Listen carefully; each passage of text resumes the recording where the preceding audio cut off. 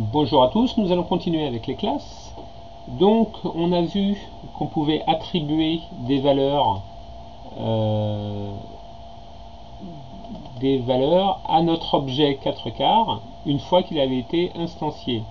Alors ça, c'est s'il y a beaucoup de propriétés, c'est un peu long. Donc plutôt que d'écrire hauteur gâteau égale 12, taille égale 25, et ben, vu qu'on a un constructeur qui dit l'utilisateur peut préciser le parfum, la taille ou la température, et ben on va l'utiliser. Donc là on dit crée-moi un nouveau gâteau à partir de la classe moule à gâteau avec comme paramètre sa taille, donc 25, son parfum, j'ai pas envie, je vais mettre ici, on va mettre un vanille, voilà, et puis sa température, on avait dit allez, 150 degrés.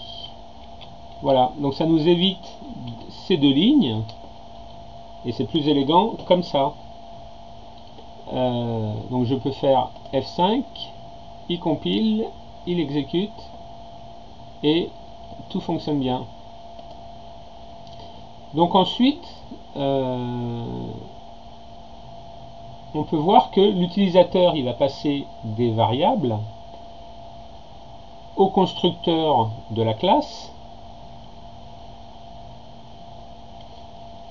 et le constructeur va affecter ces valeurs. Alors je voulais essayer une chose. Si je fais ça, qu'est-ce qui se passe? Donc là il y a une erreur et là aussi. Donc je disais, donc l'utilisateur va passer des valeurs vanille 25 150 à mon constructeur qui lui va les affecter à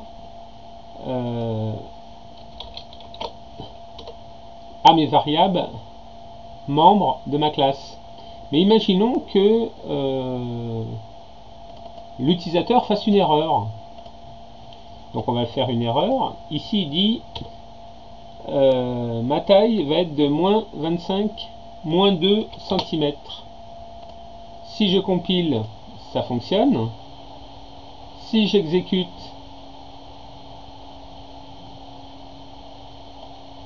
ça fonctionne. Pourquoi ça fonctionne? Parce que taille, c'est un entier.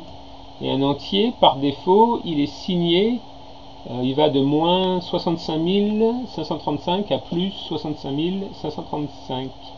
Donc c'est pas une erreur. Par contre, moi je veux pas d'une taille négative. Ça n'a pas de sens. Donc qu'est-ce qu'on fait dans ce cas-là? Alors j'ai oublié mon hauteur gâteau. Alors on va ajouter à notre constructeur un type integer qui va s'appeler hauteur gâteau,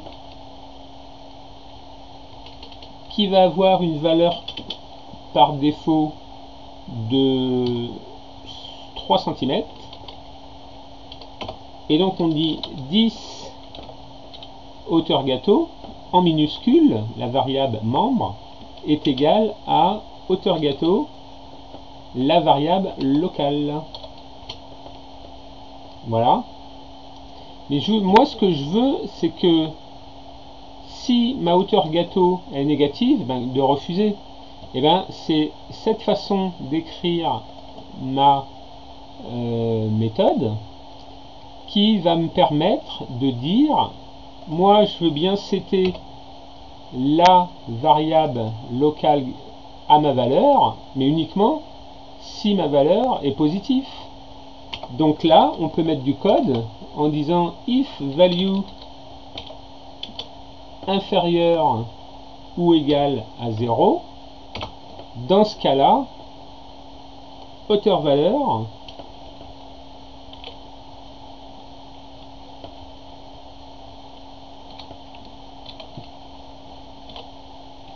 est égal à le minimum, c'est-à-dire on avait dit 3 cm.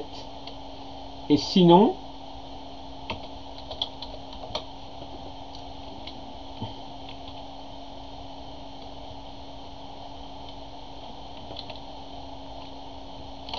Sinon, il prend la valeur. Donc là, on voit l'intérêt. Alors, je vais indenter mon code pour que ce soit plus lisible. Voilà, ça va être mieux comme ça. Donc, quand l'utilisateur va définir la variable locale AuthorGâteau à travers la méthode AuthorGâteau avec un grand H, et bien si la valeur est inférieure à 0, on lui met 3 par minimum, on pourra mettre ce qu'on veut. Sinon, on attribue la valeur.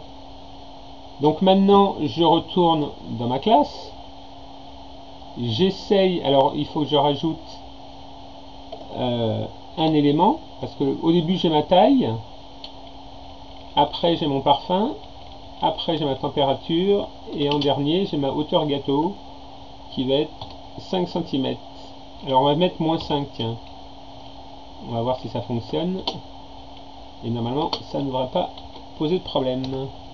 Je compile, j'exécute, tout fonctionne bien. Pourquoi? Parce que il est passé par mon constructeur et pas par la propriété, la méthode AuthorGâteau. Donc maintenant il suffirait de mettre le même code ici. Vous comprenez que si je mets ce code là, hop, ici, ça marchera. Donc là c'est plus value mais c'est AuthorGâteau.